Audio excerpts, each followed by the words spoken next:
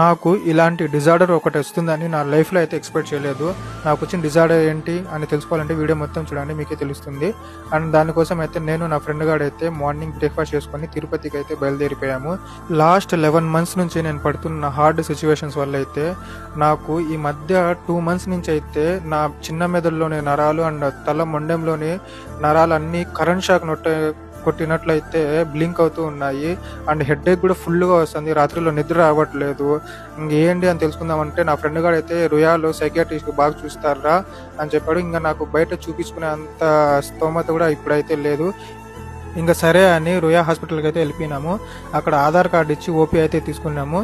ఇంకా డాక్టర్ దగ్గరికి వెళ్ళాము. ఇంకా డాక్టర్ గారు 1 hour నా స్టోరీ అంతా విని ఫైనల్గా అయితే ఇది సైకియాట్రిక్ డిజార్డరు, ఎపిలెప్సీ వచ్చే అవకాశాలు కూడా చాలా ఉన్నాయి, జాగ్రత్తగా ఉండాలి, 9 months వరకు అయితే కంపల్సరీగా మెడికేషన్ అయితే యూజ్ చేయాలి అని చెప్పారు.